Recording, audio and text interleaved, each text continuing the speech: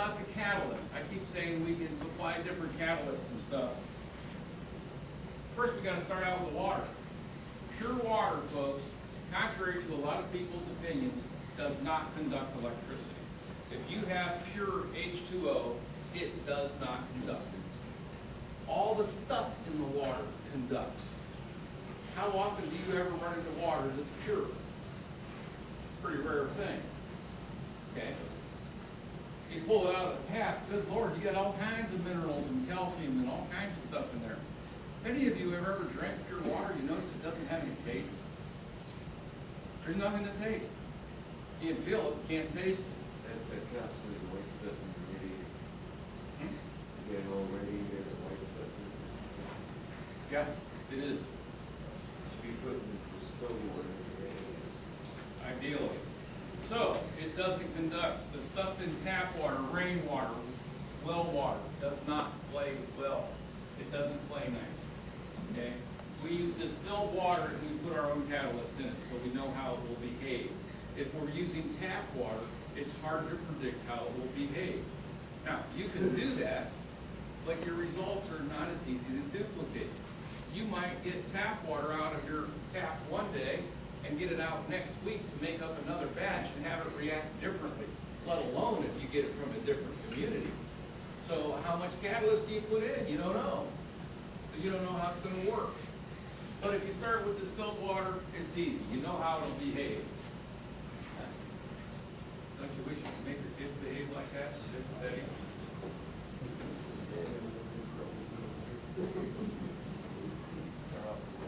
Sprinkle them over with distilled water when they come in so you know what they're going to do. Okay. Many choices for catalysts. You can use a lot of different things. We're going to go through each one of these and talk about what's good about it and what's not so good about it. Okay?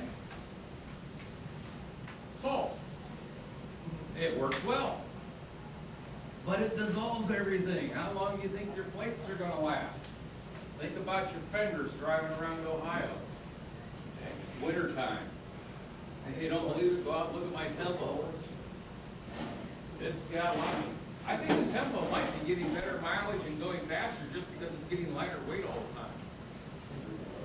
That's part of it, but you know. Once you get older, it's less friction.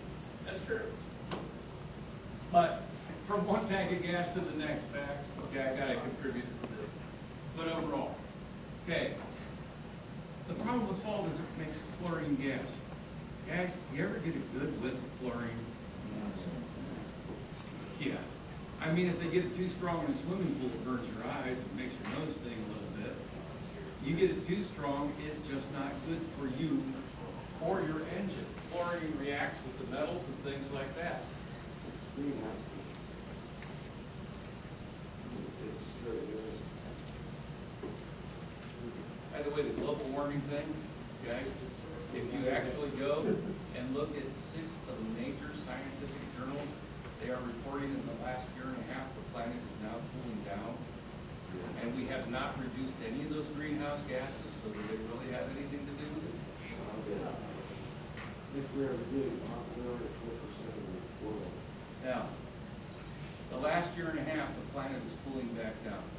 Well, this is a study that one guy did where he went to Antarctica and drilled, went back 6,000 years, and the planet goes through cycles. It goes through cycles all the time. Every 80 years. Oh, that's like, of course, with global warming and the polar ice cap is melting and the oceans are going to raise. There's a third of the polar ice cap missing. Why hasn't the ocean raised? It's in Antarctica. It's in Antarctica freezing. The planet wobbles on its axis.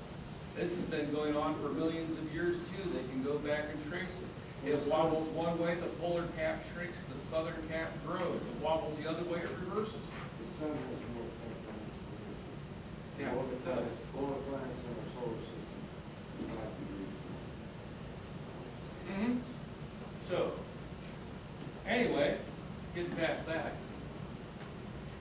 Next one up, vinegar. Some of the sites you see on the web say, hey, vinegar, it's safe, it's easy, it doesn't hurt anything. You can drink it. This is good stuff, man. It's great, except it doesn't do much. If you want to produce gas with vinegar, you're not going to produce much. you're better off to go to Taco Bell, you'll produce more gas.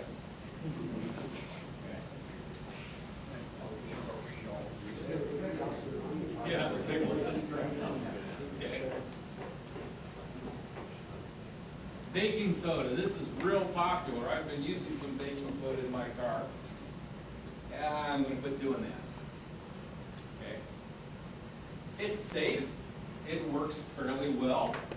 But it does create some carbon monoxide. Of course, I get that out of my engine anyway, so maybe that's not a big deal. Carbon dioxide, oh, there's one of those greenhouse gases. Okay. But I'm not worried about the carbon dioxide at all. But it also breaks down into sodium hydroxide. That's not so friendly. That's caustic, that's an acid. And you know what? It loves to attack metals, including aluminum. How much aluminum's in your car? What did you do with that, George? I tested sodium hydroxide to see if it dissolves, and I mixed up a batch that would be a proper electrolyte, and I cut a strip of aluminum, 3-inch wide, maybe 040 aluminum, set a little hook on it, hung it in a cup. 4 days later, there was a needle there. The rest of it was gone. So that now could be your pistons or your aluminum heads. Now granted, anything in a small enough quantity is not an issue. If you have it in a heavy concentration, it's an issue. When you dilute it, it's a lesser issue. Now, he used the straight formula. In 3 days of dissolved aluminum. Now, think of what that's going to do to your cylinder head. The flip side is, you have a tremendous amount of other air coming in there, so that is diluted. But how much, and how much effect will it have? There is no long-term study on this yet, but when you know there's a possibility of it doing something wrong in there, you really want to do it. Okay. And I've been running the baking soda in my car. I'm going to quit that. You can't compete with the lighter. Yeah, he'll do it, no problem for you. Okay. The next one up is sodium hydroxide, live, drain cleaner. That's one of the things that the baking soda produces. Now we're going to use it in a much stronger quantity. Oh, that's a good idea. Okay. So, the other thing is, when you're starting to make these, you don't want that getting in your engine. You have to put in what's called a scrubber or a bubbler.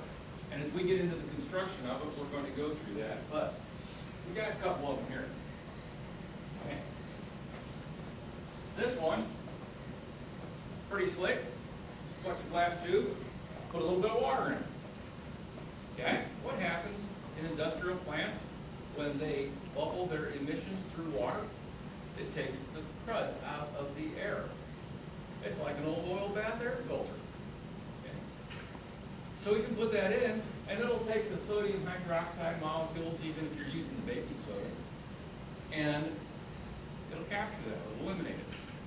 And when your fluid level gets low, since you already have the right chemical in there, just dump it back into your reservoir and put some more water back in it. You've got to maintain something. Okay. This one's got 2 O-rings on the bottom and 1 on the top. Another feature here, it's a safety feature. If the kid with the lighter starts getting carried away and it comes up into your bubbler, because there's 1 O-ring and there's less pressure, it's going to blow the cap off. Okay. Now you're not producing anything. You come out and you stick the cap back on, you're back in business. And you haven't hurt anything and you haven't blown up and destroyed stuff.